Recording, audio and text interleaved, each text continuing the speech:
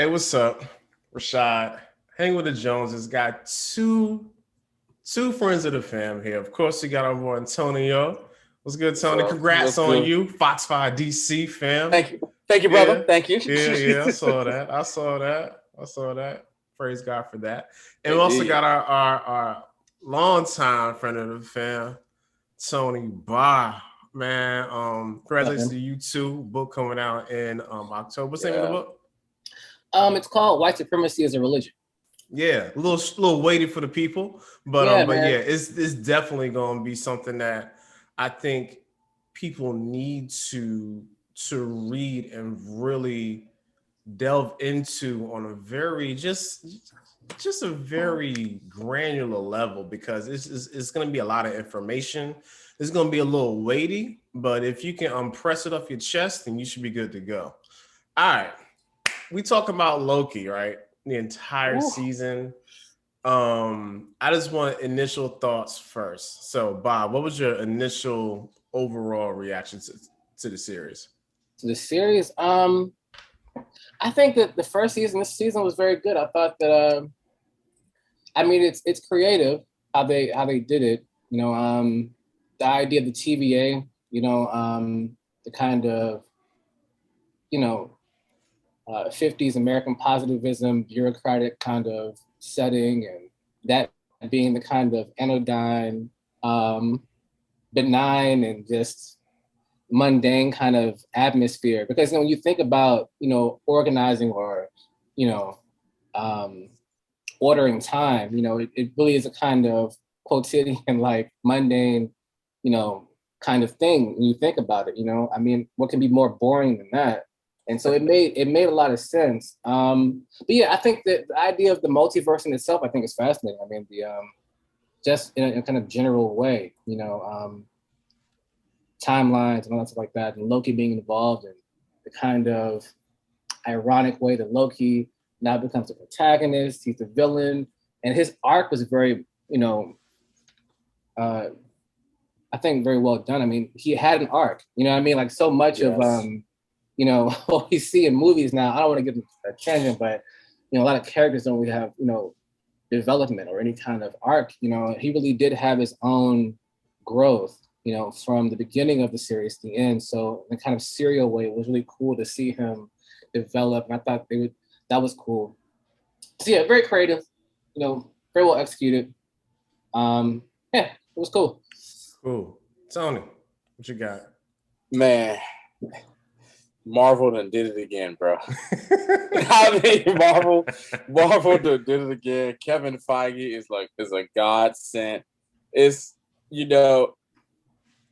everything Tony's Bob just said, man. It's just, man, it was thought provoking, and it gave you, and it reminded you, because on the main timeline, you remember seeing the growth of Loki, throughout all of the MCU movies, all the way back from Thor to Thor 2, Dark World, then Avengers, and and Yeah. then going back to Ragnarok and the beginning of Infinity War, when he dies in that.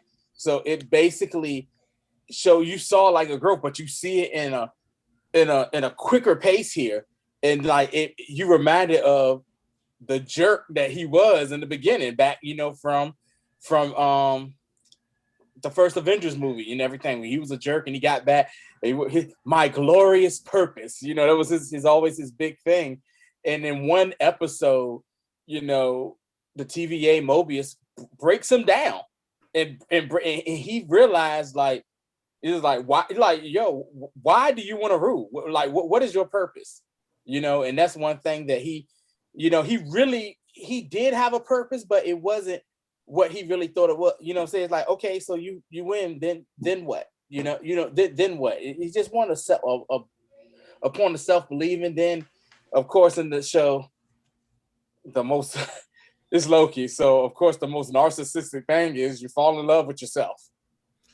You fall in love with another version. I mean, that's the most narcissistic Loki thing that can happen. And like I said, the series was done great. I know we're going to talk about a whole lot of stuff. Jonathan Majors, bravo for that finale.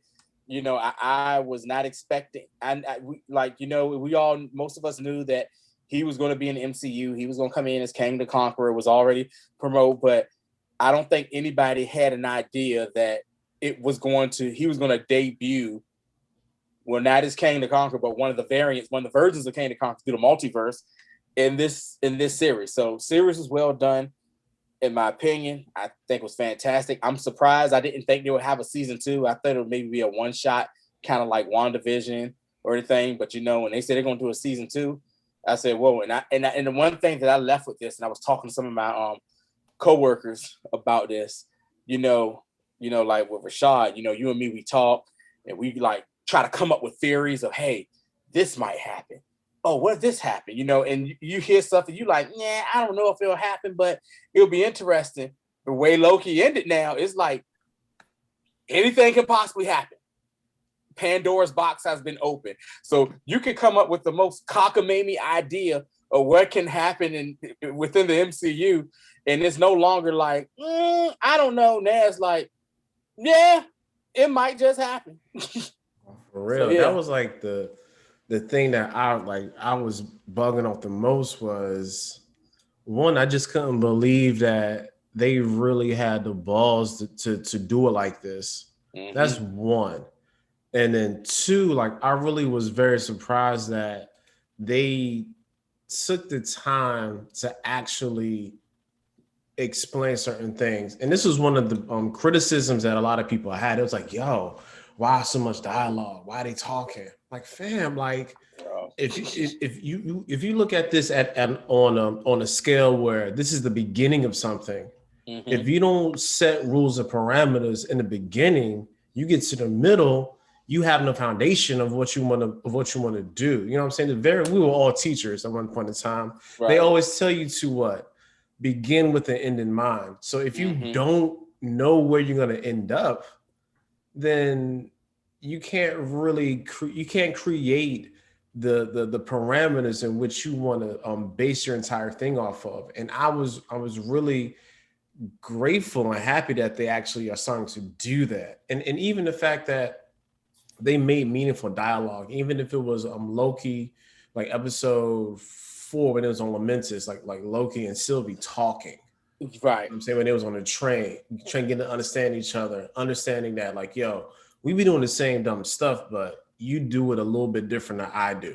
Mm-hmm. Like that was, I mean, of course, that was what set up for episode 5 when we had all the freaking Lokis, you know what I'm saying, in the void. So mm-hmm. like everything was very meaningful and purposeful. That's the part that I appreciate. It wasn't just a bunch of empty dialogue or people just talking for dumb stuff. Like it made sense to the story. And I just really, the direction was good. You know what I'm saying? Michael Harmon, who also wrote Rick and Morty. I'm not sure if you guys watch Rick and Morty, but it's a lot of time travel, non-sensory going on with that too. Mm-hmm. So they got the right people. There's a couple other writers too that can write other stuff for MCU and Phase 4 as well. So it's in really good hands. What was like yeah, go ahead, Tony. I'm sorry, just to piggyback off what you said, with the dialogue thing. For me personally, especially the final episode, not the final, but the season finale, the dialogue of Kang, that whole was so important. And just my opinion, I just felt that was some of the best dialogue given to a story since probably, to wrap it up, since probably The Matrix Reloaded, with that last scene with the architect. Yeah, granted, when I was younger, when we saw the movie, I was like, okay, first of all, use some big words. I'm gonna take it as disrespect, so watch your mouth. Vis-a-vis, concordantly. When I watched, it took me a couple of times to watch Ergo, and and you sitting there watching it, and you like in the theater. Well, I was like, what is this man talking about? And I was with somebody, one of our boys, Goose, who was like an IT person. He understood a lot of that talk that was going, that was going on. And he was like, oh, it made perfect sense to me. I said, man, they need to talk to me like I'm stupid. So once I got a better understanding of it, And with the Matrix, like ergo, it was sublime. It makes so much sense, that dialogue of explaining what the Matrix is, and with Jonathan Majors as He Who Remains, explaining what the TVA is, how long he built it, and why it was there. It was just great for me, you know. And to me, that was like what I felt like some of the best dialogue of explaining something in a show or movie since probably The Matrix. That's just for me. I can't think of anything else kind of off the top. No, that's cool. What was one of your major criticisms by? Criticisms? Yeah. I mean, I don't know. I think I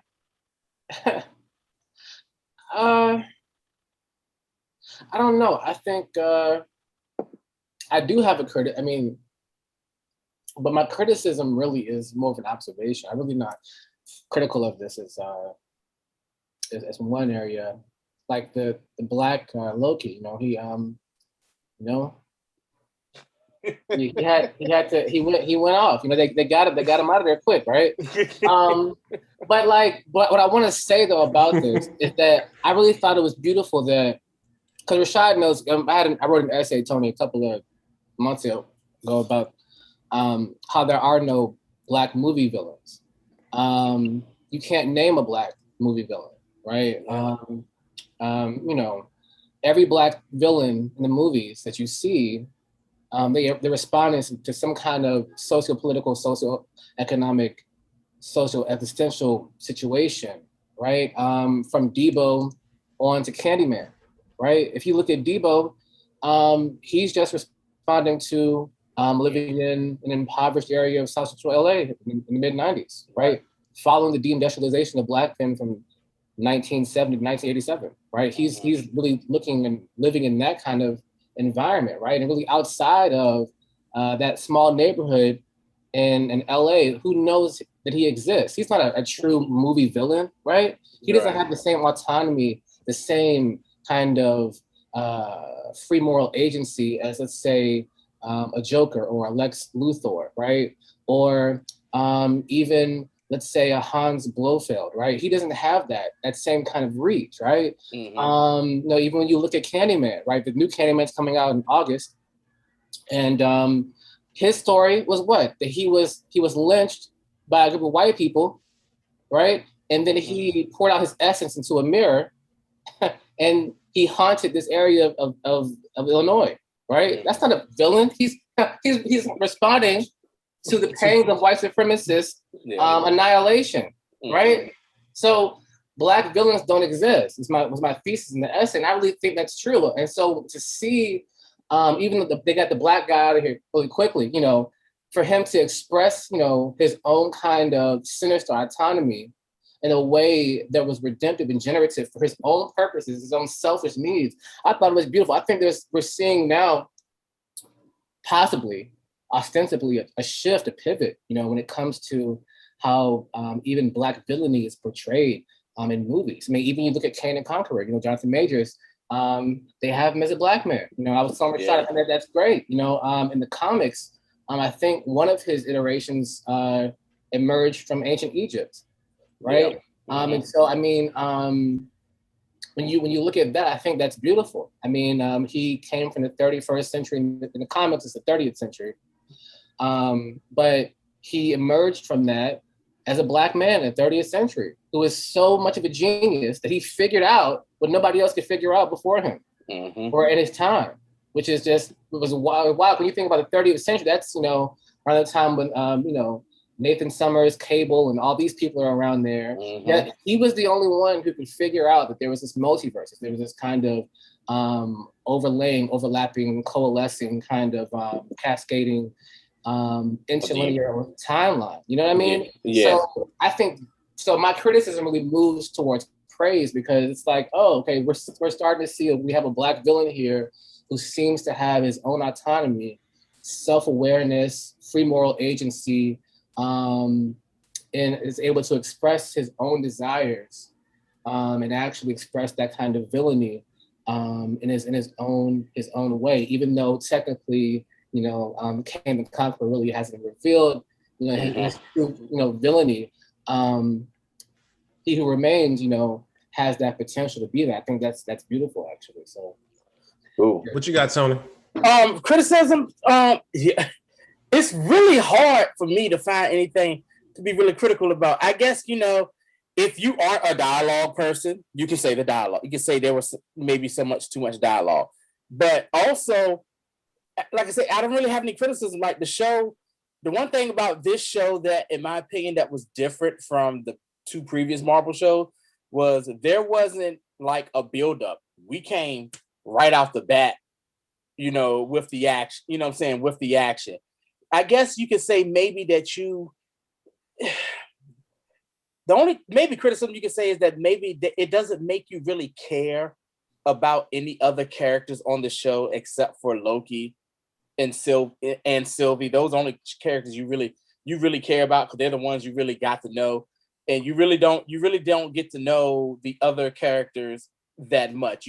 They'll give you a little bit, but that's but that's it. Like with Mobius, hey, jet skis. I love jet skis. You ever been on one? No, never been on one, but I don't know why, but I just love jet skis, and then God, I can't think of the character name, but the agent that started teaming with Loki at the end, who was also in Lovecraft Country. Can't think of her name right now to save my life. But how B-15. B-15. Yeah. How like you didn't really start to really care about her until like the last two or so, 2 or so episodes. But yeah, and I mean also piggybacking off what you're saying, Tony, about how black villains and everything, even with black characters in film. I was so excited that, in the comics, you see Kang the Conqueror, he has the blue face, and the thing has always been, especially in movies where, why black people, when they get a role or something, they have to, turn into some type of animal or else they have alien, and it made you think. Like I remember they talked about that with the movie Soul. It was like, it was Jamie Foxx as a black man, but he spent 80% of the movie as a ghost as himself with the other white person that was inside of his body using it as him. And even in the MCU, Black Panther is like really the only time Black Panther and not Iron Man, but War Machine. One time you saw like a black character on there who really didn't have to, change their appearance. Person of color who didn't really have to change their appearance. You got Zoe Saldana with the green skin. Same thing with Batista. A lot of people don't know Batista's half Filipino, so he's part Filipino. He has the the blue, the green face and everything. So I was really excited, that they haven't done that. I'm hoping that they don't do that because, like I said, we haven't actually seen. We've seen Kang the Conqueror, but we haven't seen Kang the Conqueror. If you know what I'm saying, like we haven't seen the real iteration because this iteration wasn't known as Kang the Conqueror. He was just known as He Who Remains, like that. Yeah. So I'm just hoping that kind of we kind of keep that going. My only real criticism was just the shifting power set. Like that's the only real thing. Like remember when they was on Lamentus and Loki was able to banish away the falling building, right? Even though he sort of did that with the when they were at the Rock Smart when he had the like the little like robot vac, he brought it to him almost like a la Thor with his hammer, like that. That's a small precedent, but like that was my only real issue was like. That was the power set, and even how like when they was on when they was in the void and they joined hands and he was able to help Sylvie with the whole Alliance. Tame the Alliance. Yeah. That's other than that, like I ain't got a whole lot of issues. That I can I mean, you gotta suspend your belief anyway. It's a freaking comic book. It's a comic book, yeah. But other than that, like I ain't had no problems with it. I don't. Maybe in my older days, I'm getting less cynical and more accepting because it's just good things, and I don't want to ruin good things. Right. But yeah, I ain't had a whole lot of problems with it. What was your favorite episode, Ba? I don't know. I think I think the first episode I thought was really well done. I mean, because it's introducing the setting, the tone, how they started out the season. You knew exactly, who your principal players were. You knew that they were after someone. You didn't really know exactly who it was, right? They had to meet that out, by episode, of course. But I thought that was cool. How they did that. I think that also just thematically, how the first episode set the foundation for the whole series, right? Which is what it's supposed to do, give you the exposition, right? But when you look at it, it's like the idea of power, and that being one of the themes is being in power, how you're able to decide the fate of others, right?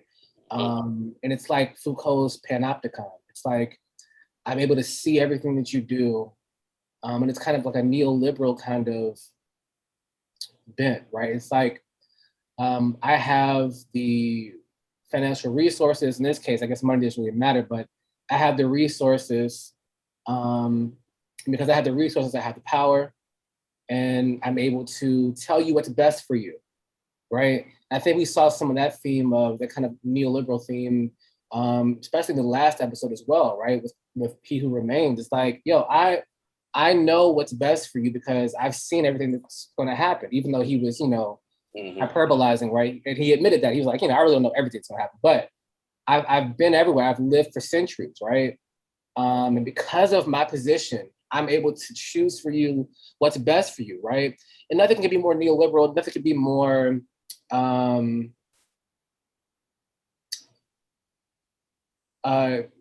condescending, in its own way, patrilineal, patronizing than that, right? It's like this idea that because of my position, you have to just listen to me and do what I say, right? And I mean, I think that you get into kind of themes, and I think for me, that's one of the best things about this series is like the themes of it. It's like you get into ideas of moralizing, right? If I have the knowledge and the power, then am I not in the moral obligation or moral position to be obligated to choose for these people who are not even understanding of what's happening right now? Yeah. And so I think that from the onset, how they tied that theme from when we meet Mobius in the TVA in the first episode to the last episode with somebody who was even above Mobius, his pay grade, so to speak, and He Who Remains, having that same kind of shared idea, right? You have this one guy who's in an echelon above everybody else, and then Mobius is kind of middle rank character, mediating between powers that he doesn't even know about, yet because of the knowledge that he has, he feels it gives him some kind of primacy over whether or not he gets to choose for someone else. And I think for me, that idea, the theme of power, of neoliberalism, also of choice, right? Do we have free will or not? That was a great theme, right? The idea of predeterminism. Are our lives predetermined for us? John Calvin, the whole nine, right? Yeah. And so I just think that was very interesting, how they were able to kind of sustain that thematically from episode to episode. So I don't really have a favorite episode, but I think that the first and the last episode really hold up pretty well. Yeah, I don't know if I have a favorite episode. Of course, the last episode 6 was just fire. You know what I'm saying? Fire. But one episode that I think is pretty dope and I really appreciate a lot was the second to last episode when Loki got to actually meet other variants and other versions of himself, and you realize, he gets to a place because Loki's always wants to be in control, and he always wants to be able to say, "I'm in control. I can do this and that." And he gets to the void, and he gets there, and they're like, "Hey, let's go. You follow us now." And he's like, "Somebody tell me what is going on." And they're like, "Hey, man, just chill, follow us." And then Kid Loki, he's like, "Oh, what was your Nexus event?" And he was like, "I killed Thor." And it made Loki take a step back, like, "Oh, okay, well, like let's, you know what I'm saying, let's go. And then you get the Easter egg of when they go to the base where you see a millionaire that's underground along with Frog Thor that was trying to get out of the little glass case he was in. And then of course you got the black Loki that was boastful Loki sitting there telling all types of lies and everything. It was just like, yeah, okay, yeah, whatever, guy. But then probably one of my favorite scenes from the episode and probably from the series was classic Loki telling the story about how he escaped Thanos. How he escaped Thanos and how he basically enchanted Thanos so good. He said even fooled the Mad Titan. And it was just great that how the writers basically took a theory that a lot of fans have said that's how maybe Loki could survive in the prime timeline.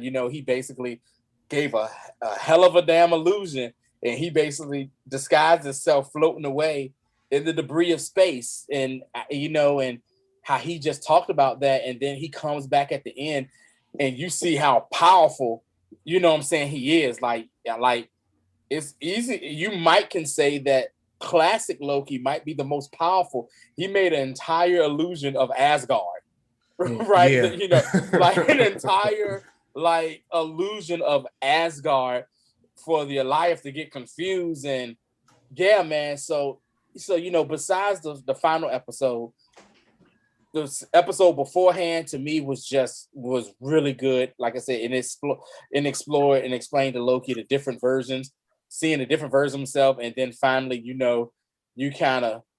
always knew it, but you kind of saw the budding love interest that he has with with Sylvie and everything like that. Yeah. I was, matter of fact, because me and Maddie watched 5 together, and we watched this together too. I told her 5 felt like a finale to me. Yeah. Like 5 and 6 should have been to me, it should have been one episode. Mm-hmm. You know what I'm saying? They really could have truncated this into 4 episodes. To be honest, it could have been 4 60-minute episodes, and I'd have been happy. Yeah, because 5 and 6, the lead into 6 is it's like next moment fluid that it could have just been one episode and made it like just like the penultimate episode of like Game of Thrones. Yeah, you know what I'm saying, or like the last episode like a Westworld or something like that. They could have did it like that, but I understand it's MCU. Yeah, episode 6 could have been like episode 1 of season 2. If they wanted to leave a cliffhanger, you know what I'm saying? Cliffhanger. That would have pissed everybody off. Yeah. That'd have pissed me off. Like, what y'all doing? Yeah. But that whole thing, I just love because getting back to what you said about things, I'm glad you brought that up too. Because 5 really entrenched like one of the themes of the show for me, and it's basically just like your core values, and what you believe in, and what really drives you on a daily basis. And like I told, I was saying in my review earlier about episode 6, people was like really confused and upset when Sylvie killed He Who Remains. I was like, yo, but like she stayed on job the whole time. Yep. You know what I'm saying? Like that was her core driving value the whole time, was revenge. Yeah. You know what I'm saying? And the other Loki, of course, was boasting. The classic Loki was like, yo, I'm about to be out here being the best version of this Loki I can be. You know what I'm saying? So Gator Loki was a freaking gator. You know what I'm saying? Like it's just it didn't make sense. But he was the best gator because he literally ate President Loki's whole forearm off. Yeah. You know what I'm saying? So so whatever that they were, it drove them. And then the overarching core value for all of them was to be the best conniving, the most sneakiest. That was just for all of them. Like we all do the same thing. And think about what He Who Remains said to Loki and Sylvie when they first got in, when he basically broke them down. And then near the end of the episode when, after he gave his, he told them everything that was going on. Hey, this is your options here. He basically said, he was like, you can't trust. You just can't trust. And you just not trustworthy. He said, he told Sylvie, you don't know how to trust. And he told Loki, like, you're not trustworthy. So what do y'all do from here? It was like, so it was like, that was like the perfect yin and yang situation. You know what I'm saying? The yin and yang situation. So, but like you said, she was on point with her mission the whole time. She wanted to know what was going on, find out who's in charge, and kill them. And she played Loki. Straight up made out with him. Yeah. Just to push him back into a totally different timeline. Yeah, into a different timeline. And then she kills He Who Remains. And then I just loved how He Who Remains,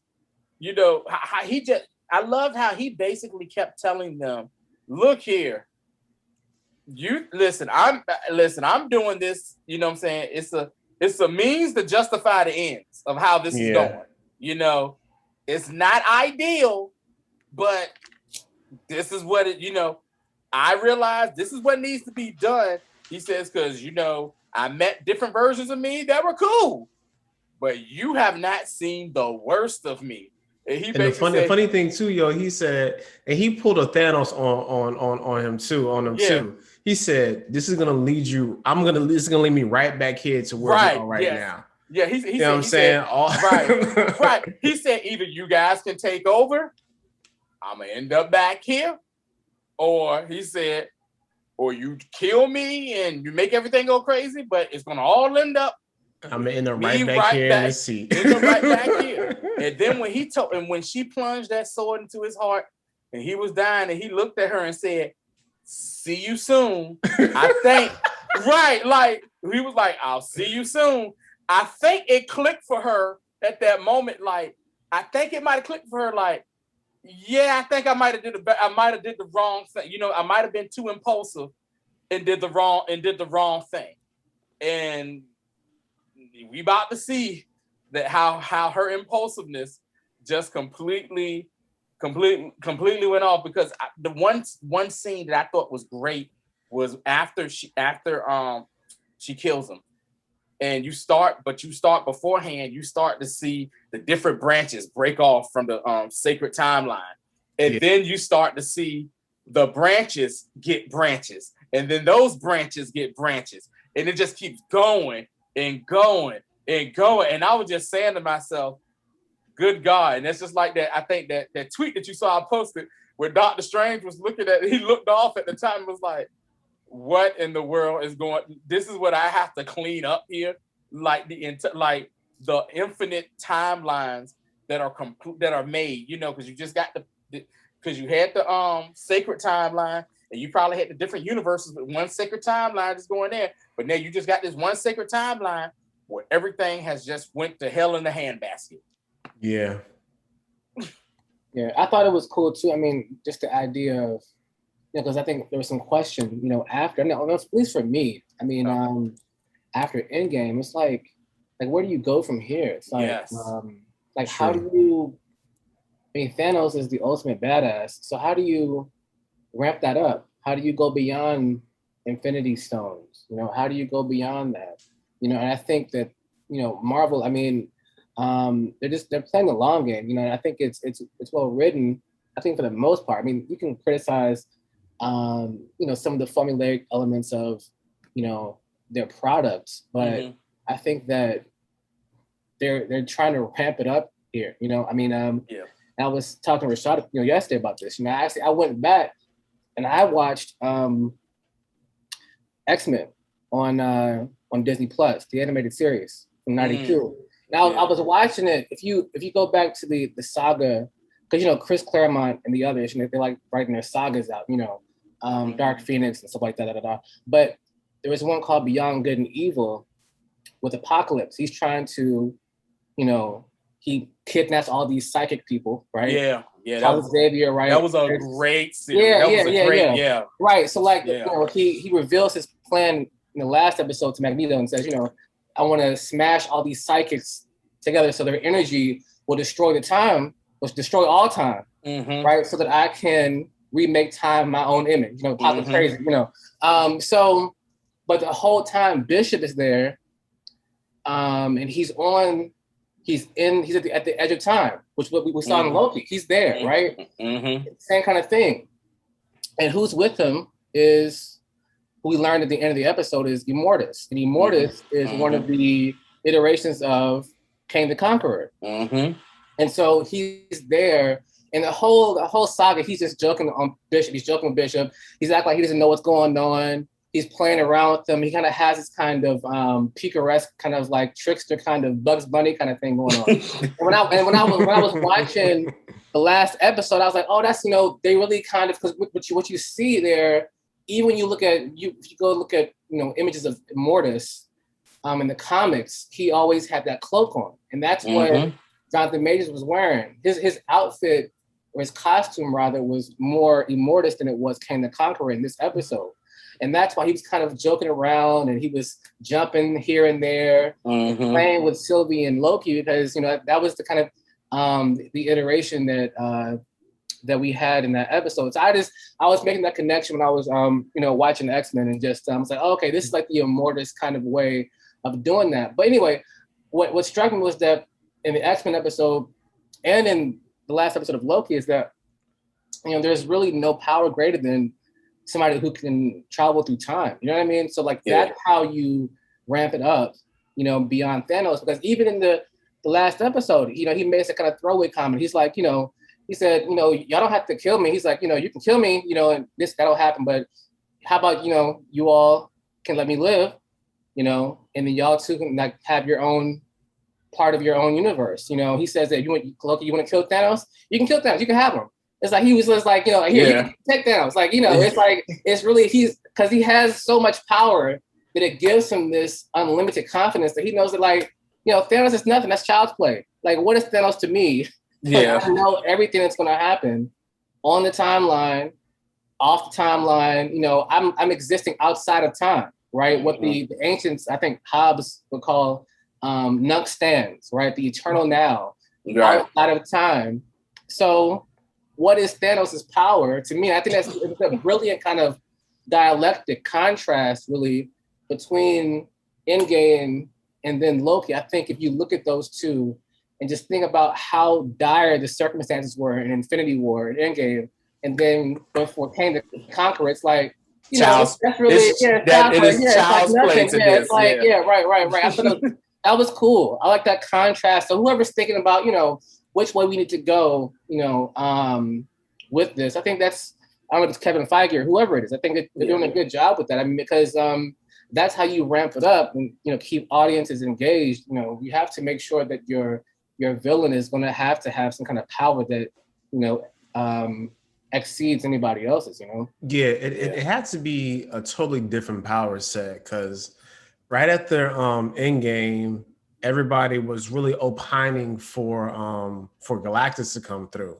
Yeah, I'm like, why we want the same thing basically, but instead of snapping existence, fam is just eating planets. That's very the same. You know what I'm saying? It's too congruent. So I was like, yo, if they do I never realized that they would do Kang this way.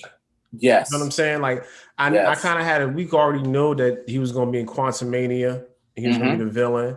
But to do it this way, like this, it's just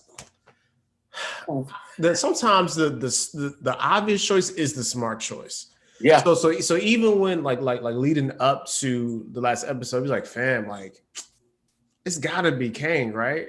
Like, nah, I can't be Kang. And then we see Jonathan Majors eating that apple in the elevator, like, fam, it is Kang. Of course, why would it not be? All the everything was there, is laid out for us. And why this is the perfect villain for this.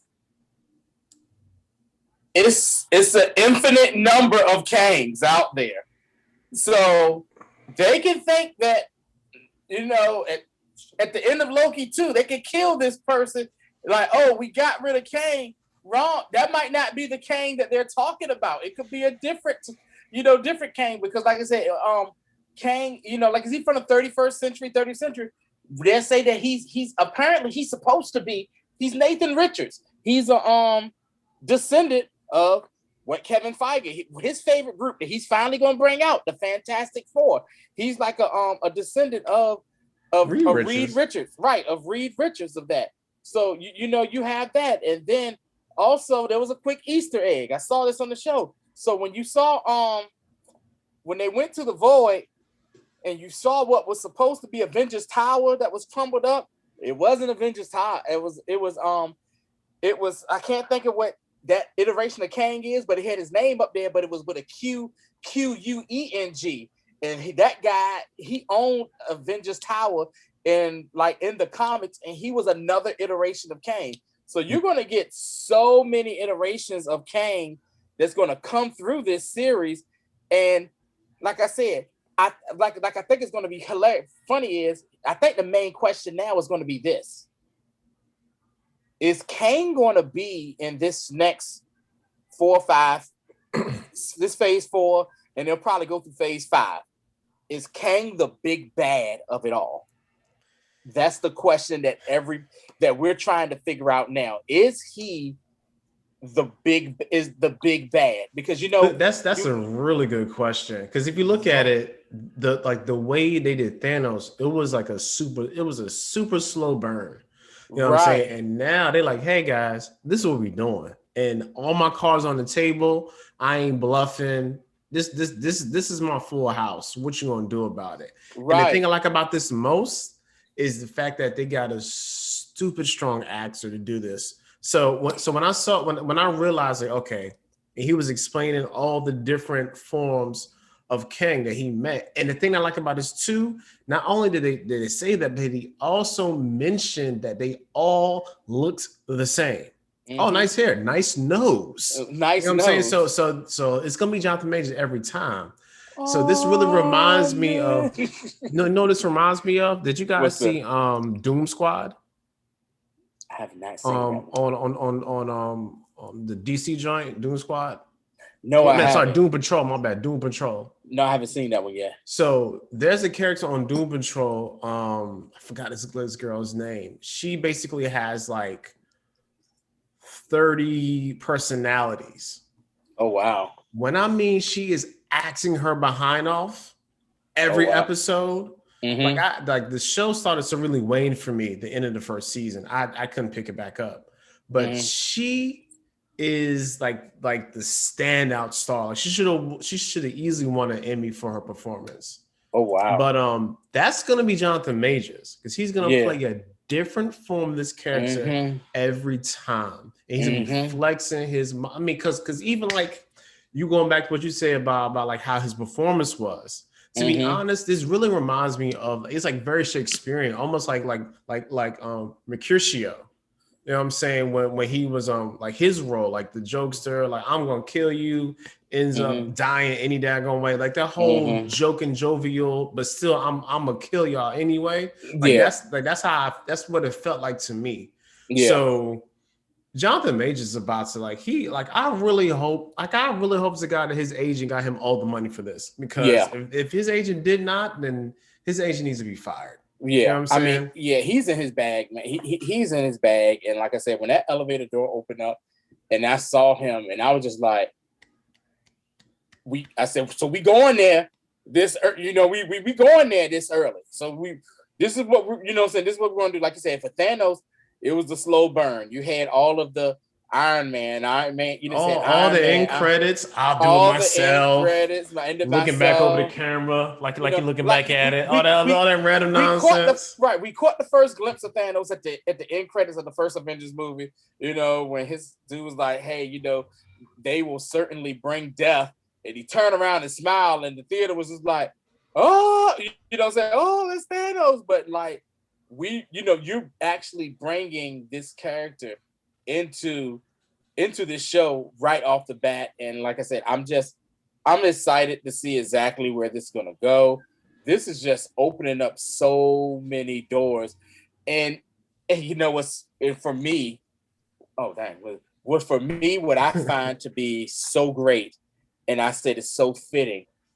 I understand why now the next series coming out on Disney Plus is going to be the What If series. It makes perfect sense. The multiverse is screwed up. Now you got the What If series coming out, which could be things that happen in these different multiverses. Because it's still canon. Appreciate you guys for coming through. Real good talk. Where can we reach y'all? You know what I'm saying? Oh man, hit me up, Instagram, Tony Franchise, Instagram. I'm up there. Twitter, same thing, but you can look me up under AS Monday, last name. Or there, I put a lot of crazy stuff on Twitter, Instagram, and stuff like that. But yeah, you can hit me up there. Look me up on Facebook too if you want to. I know that's not what the young cool kids do, for the older generation. Facebook, Antonio Monday, just look me up. How about you, Bob? Just on Instagram at TRBA, TRBAUGH. Cool. I'm there. Cool. Dropping the link soon for the book, White Supremacy as a Religion, and other essays. So please look out for that. Whenever the publisher finishes it and typesetter finishes, I turn my manuscript and some edits yesterday. So we'll see about that. Cool. So, yeah. That's amazing, man. Of course. Yeah. IG hanging with _the Joneses. Facebook hanging with the Joneses. YouTube hanging with the Joneses. Definitely, man. I appreciate you guys. You had a awesome talk. Till next time.